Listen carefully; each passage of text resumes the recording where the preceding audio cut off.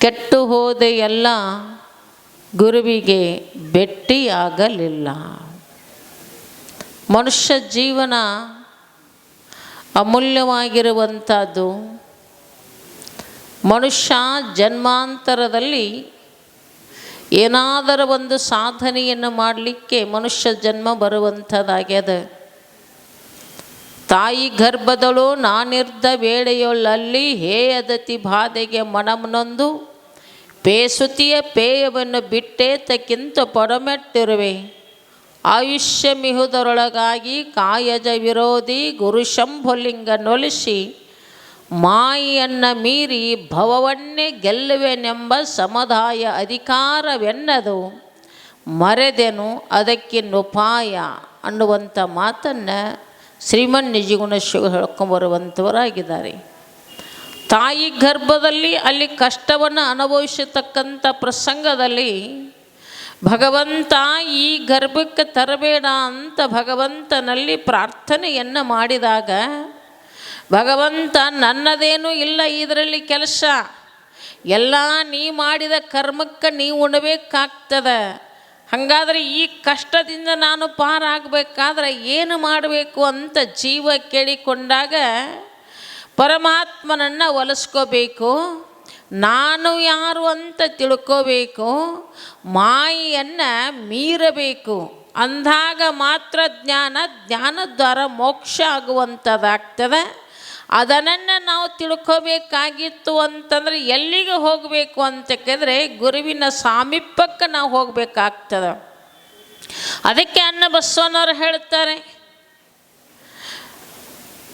ಶಿವಪಥ ಅರಿವಡೆ ಗುರುಪಥವೇ ಮೊದಲು, ಮಡಿಕೆಯ ಮಾಡುವರೆ ಮಣ್ಣೆಯ ಮೊದಲು, ತೊಡಿಗೆಯ ಮಾಡುವರೆ ಹೊಣ್ಣೆಯ ಮೊದಲು, ಶಿವಪಥ ಅರಿವಡೆ ಗುರುಪಥವೇ ಮೊದಲು. ಮಣ್ಣಿಲ್ಲದ ಗಡಿಗೆ ಮಾಡಲಿಕ್ಕೆ ಹೆಂಗೆ ಬರೋದಿಲ್ಲೋ, ಬಂಗಾರ ಇಲ್ಲದ ಆಭರಣ ಮಾಡಲಿಕ್ಕೆ ಹೆಂಗೆ ಬರೋದಿಲ್ಲೋ, ಹಾಗೆ ಪರಮಾತ್ಮನ ಇರುವನ್ನು ತಿಳ್ಕೋಬೇಕಾಗಿತ್ತು ಅಂತಂದರೆ ಮೊದಲಿಗೆ ನೀ ಯಾರ ಹತ್ತಿರ ಹೋಗಬೇಕು ಅಂದರೆ ಗುರುವಿನ ಹತ್ತಿರ ಹೋಗಬೇಕು. ಗುರು ನೀನೇ ಪರಮಾತ್ಮನಿದ್ದಿ ಅಂತ ತಿಳಿಸಿಕೊಡ್ತಾನೆ. ನರನಲ್ಲೋ ಬಾಲ ವರಮಂತ್ರದ ಮೂಲ. ಅದಕ್ಕೆ ನಿಜಗುಣ ಶಿವ ಹೇಳ್ತಾರೆ, ಘೋರ ಭವಮಾಲೆಗಳುಕಿ ಮನದೋಳಾರಿಂದ ತೊಲಗುವುದೆಂದು ಚಾರು ಗುರುಪದವಿಡಿ ಮೊದಲು ಸಂಸಾರ ನಿನಗಿಲ್ಲವಾದದ್ದು ಅನ್ನುವಂಥ ಮಾತನ್ನೇ ಶ್ರೀಮನ್ ನಿಜಗುಣ ಶಿವ ಹೇಳ್ಕೊಂಬರ್ತಾರೆ. ಶಿಷ್ಯನಾದಂಥವನು ಜನ್ಮ ಮರಣ ಅನ್ನತಕ್ಕಂಥ ಭವಚಕ್ರದಿಂದ ದಾಟಬೇಕಾಗಿತ್ತು ಅಂದರೆ, ಈ ದುಃಖದಿಂದ ಪಾರಾಗಬೇಕಾಗಿತ್ತು ಅಂದರೆ ಯಾರಿಗೆ ಹೋಗಿ ಶರಣಾಗತನಾಗಬೇಕು ಅಂದರೆ ಪರಮಾತ್ಮನಲ್ಲ, ಗುರುವಿಗೆ ಹೋಗಿ ಶರಣಾಗತನಾಗು. ಮೊದಲಿಗೆ ಗುರುವಿಗೆ ಹೋಗಿ ಶರಣಾಗತನಾಗಿ, ಹೇ ಭಗವಂತ, ಹೇ ಸದ್ಗುರುನಾಥ, ಈ ಜನ್ಮ ಮರಣ ಅನ್ನತಕ್ಕಂಥ ಭವಸಾಗರದಿಂದ ನಾನು ದಾಟಬೇಕಾಗಿದೆ. ಇದು ಬಹಳ ದುಃಖದ.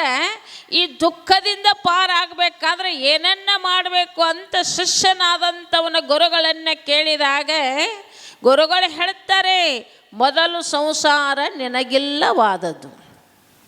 ನೀನು ಹುಟ್ಟವಲ್ಲ, ನೀನು ಸಾಯವಲ್ಲ, ಹುಟ್ಟು ಸಾವುಗಳಿಗೆ ಸಾಕ್ಷಿಯಾಗಿರ್ತಕ್ಕಂಥ ಸಾಕ್ಷಿ ಸ್ವರೂಪ ನೀನಿದ್ದೀಯೋ.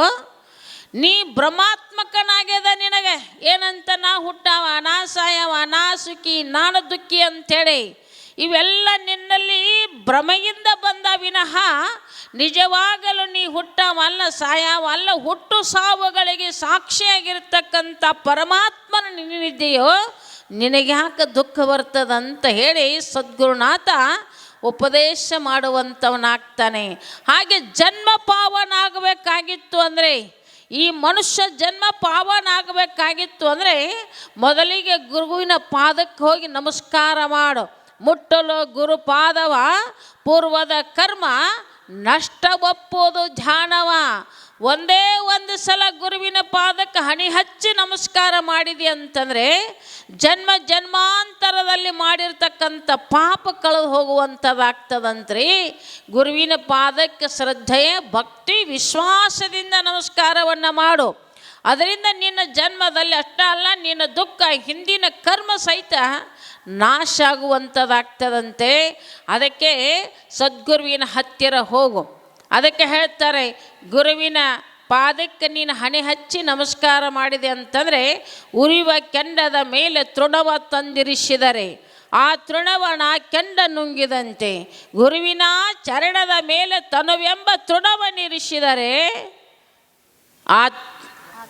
ಆತನ ಲಿಂಗಮಯ ಕಾಣ ರಾಮನಾಥ ಅಂತ ಹೇಳ್ಕೊಂಬರ್ತಾರೆ. ಒಂದು ಹುಲ್ಲು ಕಡ್ಡಿಯನ್ನು ಬೆಂಕಿ ಒಳಗಿಟ್ಟರೆ ಬೆಂಕಿ ಹುಲ್ಲು ಕಡ್ಡಿಯನ್ನು ತನ್ನ ಆಕಾರ ಮಾಡ್ಕೋತದೆ. ನಿಗಿ ಕಿಚ್ಚಿನೊಳಗೆ ಒಂದು ಹುಲ್ಲು ಕಡ್ಡಿ ಇಟ್ಟರೆ ಹುಲ್ಲು ಕಡ್ಡಿ ಹಂಗೆ ಇರ್ತದನದು. ಹುಲ್ಲು ಕಡ್ಡಿ ಹೆಂಗೆ ಆಗ್ತದೆ, ಅದು ಬೆಂಕಿ ಆಕಾರನ ಆಗ್ತದೆ. ಹಾಗೆ ಗುರುವಿನ ಪಾದದ ಮೇಲೆ ಈ ತನುವಣತಕ್ಕಂಥ ಹುಲ್ಲು ಕಡ್ಡಿಯನ್ನು ಹೋಗಿರಿಸಿದಾಗ ಆತನ ಸರ್ವಾಂಗವೆಲ್ಲ ಲಿಂಗಕಾನ ರಾಮನಾಥ. ಆತನ ಶರೀರ ಸಹಿತ ಲಿಂಗ ಆಗುವಂಥದ್ದಾಗ್ತದಂತೆ. ಆತನ ಶರೀರ ಸಮೇತ ಭಗವಂತನ ಸ್ವರೂಪದಲ್ಲಿ ಕಾಣುವಂಥದ್ದಾಗ್ತದಂತಂದ ಮೇಲೆ ನೀನು ಕೆಟ್ಟ ಹೋಗಕ್ಕೆ ಹೋಗಬೇಡ. ಅಂದರೆ ಜನ್ಮ ಬಂದದೆ, ಈ ಜನ್ಮದಲ್ಲೇ ನೀ ಇದನ್ನೆಲ್ಲ ಮಾಡ್ಕೋಬೇಕಾಗ್ತದೆ. ಇನ್ನೂ ವಯಸ್ಸದ ಬಿಡು, ಈಗ ಯಾಕೆ ಮಠಕ್ಕೆ ಹೋಗೋದ್ರಿ? ಹೋಗಲಿಲ್ಲ ಇನ್ನೊಂದಿಷ್ಟು ದಿನ ಮಯ ದುಡಿ ಸಮಯದಾಗ ದುಡಿಬೇಕು. ಏನು ದುಡಿಬೇಕು? ಹಗಲು ರಾತ್ರಿ. ಅದಕ್ಕೆ ಅಕ್ಕ ಮಾದ ಹೇಳಿದ್ಲು, ಹಗಲು 4 ಜಾವ ಹಸನಕ್ಕೆ ಕುದಿವರು, ಇರುಳು 4 ಜಾವ ವ್ಯಸನಕ್ಕೆ ಕುದಿವರು, ಅಗಸ ನೀರೊಳಗಿದ್ದು ಬಾಯಾರಿ ಸತ್ತಂತೆ ತನ್ನೊಳಗಿರುವ ಘನವ ತಾ ಕಾಣರು ಚನ್ನ ಮಲ್ಲಿಕಾರ್ಜುನ. ಹಗಲಿನ 12 ತಾಸು ಕೆಲಸ ಮಾಡ್ತಾನೆ. ಎಷ್ಟು ದುಡಿತಾನೆ ಅಂತಂದರೆ ಸೌಡು ಇರಲಾರ್ದಷ್ಟು ದುಡಿತಾನೆ. ಎಷ್ಟು ದುಡಿತಾನೆ? ಸೌಡು ಇರಲಾರ್ದಷ್ಟು ದುಡಿತಾನೆ. ಆ ದುಡ್ದದ್ದೆಲ್ಲ ಎದಕ್ಕಾಯಿತು? ಹೊಟ್ಟೆಗಾಗಿ, ಗೇನ ಬಟ್ಟೆಗಾಗಿ. ಇಟ್ಟೆಲ್ಲ ದುಡ್ದು ನೀನು ಸಂಗ್ರಹ ಮಾಡಿದಿ ಅಂತಂದರೆ ಬಹಳ ಬಟ್ಟೆ ಅದಾವಂತೇಳಿ ಒಂದ್ರ ಮೇಲೆ ಒಂದು ಸುತ್ತಗೊಳಕ್ಕೆ ಬರ್ತದನ? ಭಾಳ ಸಾವ್ಕಾರ ಅದಾನ, ದೊಡ್ಡ ದೊಡ್ಡ ಬಟ್ಟೆ ತಂದಿಟ್ಟಾನೆ, ಮಣಗಣ ಕಿಮ್ಮತ್ತಿರ ಅರ್ಬಿ ಹೊಲಿಸ್ಕೊಂಡಾನಂದ್ರೆ ತೊಡೋದು ಒಂದೇ ಬಟ್ಟೆ. ಎಲ್ಲ ಒಂದ್ರ ಮೇಲೆ ಒಂದು ಒಂದ್ರ ಮೇಲೆ ಒಂದು ಒಂದ್ರ ಮೇಲೆ ಒಂದು ಹಾಕ್ಕೊಳಕತ್ತಾನೆ. ಏನಂತಾರೆ? ತಲೆ ಬರೋಬರಿಲ್ಲ ಮನುಷ್ಯಂದು, ಇದ್ದ ಬಟ್ಟೆ ಎಲ್ಲ ಹಾಕ್ಕೊಳಕತ್ಯಾನ ಅಂತಾರೆ. ಹೌದಲ್ಲ? ಮೈ ಮುಚ್ಚಾಕ ಒಂದು ಬಟ್ಟೆ, ಹೊಟ್ಟೆ ತುಂಬಕ್ಕೆ ಒಂದು ರೊಟ್ಟೆ. 12 ತಾಸು ಕೆಲಸ ಮಾಡಿ ದುಡಿತಾನ, ಮೈ ಮುರಿದ ಕೆಲಸ ಮಾಡ್ತಾನೆ. ಅಕ್ಕ ಮಾದೆ ಹೇಳ್ತಾಳೆ, ಹೊಟ್ಟೆಗಾಗಿ ಗೇನ ಬಟ್ಟೆಗಾಗಿ. ಹಗಲಿನ 12 ತಾಸು ದುಡಿದ್ರೆ ಹೊಟ್ಟೆ ಬಟ್ಟೆಗಾಯಿತು, ರಾತ್ರಿ 12 ತಾಸಕ್ಕೆಲ್ಲ ವ್ಯಸನಕ್ಕಾಗಿ, ನೋಡೋದಕ್ಕೋ ಉಡುವುದಕ್ಕೋ ವ್ಯಸನಕ್ಕಾಗಿ ಜೂಜಾಡೋದಕ್ಕೆ ಕಾಲ ಹರಣ ಮಾಡ್ತಾನೆ. ಅಗಸ ನೀರೊಳಗಿದ್ದು ಬಾಯಾರಿ ಸತ್ತಂತೆ ತನ್ನೊಳಗಿರುವ ಘನವ ತಾ ಕಾಣರು ಚನ್ನ ಮಲ್ಲಿಕಾರ್ಜುನ ಅಂತ ಹೇಳ್ತಾರೆ. ಊರು ಬಟ್ಟೆ ಒಗೆಯತಕ್ಕಂಥ ಒಬ್ಬ ಅಗಸ ಇದೊಂದು ಬಟ್ಟೆ ಒಗೆದ ನೀರು ಕುಡಿಬೇಕು, ಇದೊಂದು ಬಟ್ಟೆ ಒಗೆದ ನೀರು ಕುಡಿಬೇಕಂತೇಳಿ ಹಂಗೆ ಬಟ್ಟೆನ ಒಗೆಯಕತ್ತಿದಂತೆ ಬಾಯಾರಿಕೆ ಆಯಿತು ಆಯಿತು ಆಯಿತು, ನೀರಡಿಸಿ ನೀರೊಳಗೆ ಬಿದ್ದೆ ಸತ್ತು ಹೋದಂಥವು. ಅಪಹಾಸ್ಯ ಅಲ್ಲ? ನೀರಾಗ ಅದಾನೆ, ನೀರು ಕುಡಿಲಿಲ್ಲ. ಯಾಕೆ? ಬಟ್ಟೆ ಒಗೆದ ನೀರು ಕುಡಿಬೇಕು ಅನ್ಕೊಂತನ ಬಾಯಾರಿತು, ನೀರೊಳಗೆ ಬಿದ್ದ ಸತ್ತಂತ. ಪ್ರಪಂಚ ಅನ್ನೋದು ಹೆಂಗದ? ಇದೊಂದು ಮಾಡೇ ಗುರುಗಳ ಹತ್ತಿರ ಆದ್ರೆ ಹತ್ತು ಬಿಡು, ಈಗೇನ ಮಠಕ್ಕೆ ಬರ್ತೀರಿ ನೀವು ಅಂತ ಕೇಳಬೇಕು. ಈಗ ಹೆಂಗೆ ಬರೋಕ್ಕಾಗ್ತದೆ ರೀ? ನಮ್ಮ ಯಜಮಾನ್ರಿಗೆ ಅಡುಗೆ ಮಾಡೋರಿಲ್ಲ, ಅವರು ಹೊಲಕ್ಕೆ ಹೋಗೋರು ಇರ್ತಾರೆ, ನೌಕರಿ ಮಾಡೋಕ್ಕೆ ಹೋಗೋರು ಇರ್ತಾರೆ, ಮನ್ಯಾಗ ಯಾರಿಲ್ರಿ, ನಮ್ಮ ಯಜಮಾನ್ರಿಗೆ ಅಡುಗೆ ಮಾಡೋ. ಮತ್ತು ಯಾವಾಗ ಬರ್ತೀರಿ? ಮಕ್ಕಳೊಂದಿಷ್ಟು ದೊಡ್ಡ ಆಗಲ್ರಿ, ಹುಡುಗರು ನೋಡ್ಕೊಳ್ಳೋರು ಯಾರಂಗಿಲ್ಲ. ದೊಡ್ಡ ಅಂದಮೇಲೆ ನೀವು ಕರೆಯೋದೇ ಬೇಡ್ರಿ ಅಮ್ಮಾರ, ಮಠಕ್ಕೆ ಬಂದು 2 ದಿನ 3 ದಿನ ನಿಂದು ಬಂದು ನಿಲ್ಲುತ್ತೀವಿ. ಹೋಯ್ತು ಮಕ್ಕಳು ದೊಡ್ಡ ಆದವು ರೀ. ದೊಡ್ಡ ಅಂದ್ಮೇಲೆ ಯಾವ ಈಗಾರ ಬರ್ತೀವೋ ಯಾವ ಹೀಗೆ ಹೆಂಗೆ ಬರೋಕ್ಕೆ ಬರ್ತದೆ? ಸೌಡ ಇಲ್ಲ. ಆ ಮಕ್ಕಳಿಗೆ ಅಡುಗೆ ಮಾಡೋರು ಯಾರಲ್ಲ. ಮಕ್ಕಳು ಮದುವೆ ಆಗಿ ಸ್ವಸ್ಥ್ಯಾರ ಬರಲಿವ, ನೀವು ಕರೆಯೋದೇ ಬೇಡ. 8 ದಿನ ನೀವು ಹೋಗಂದ್ರೆ ಹೋಗಂಗಿಲ್ಲ, ಮಠದಾಗ ಬಂದು ನಿಲ್ಲುತ್ತೀವಿ ಅಂತಾರೆ. ಒಂದು ದಿನ ಬರೋದಿಲ್ಲ. ಮಕ್ಕಳು ಮದುವೆ ಆಯಿತು, ಸ್ವಸ್ಥ್ಯಾರ ಮನೆಗೆ ಬಂದರು. ಈಗಾರೆ ಬರ್ತೀರಿ ನೀವು ಮಠಕ್ಕೆ 2 ದಿನ ಅಂತ ಕೇಳ್ಬೇಕು. ಅವಾಗೇನು ಹೇಳ್ತಾರೆ? ವಾ ಸಣ್ಣ ಸಣ್ಣವ್ರು ಅದಾರ, ವಯಸ್ಸಿನವ್ರು ಸ್ವಸ್ಥ್ಯವರು, ಮಕ್ಕಳೆಲ್ಲ ಕೆಲ್ಸಕ್ಕೆ ಹೋಗ್ತಾರೆ, ಸ್ವಸ್ಥ್ಯಾರ ಜೋಡಿ ಯಾರು ಹೇಳಕ್ಕಾರ. ಅದಕ್ಕೆ ತಡ ಮಾಡಿ ಬರ್ತಾವೆ ಮಕ್ಕಳು. ರಾತ್ರಿ ಅವ್ರನ್ನೊಟ್ಟು ಹೆಂಗೆ ಬಿಟ್ಟು ಬರಕ್ಕೆ ಬರ್ತದೆ? ಅವ್ರ ಜೋಡಿ ಬೇಕು. ಹೋಗಲಿ ಮುಂದೆ ಮತ್ತೆ ಕರೆಯೋಣ, ಮೊಮ್ಮಕ್ಕಳಾಗಿರ್ತಾವೆ.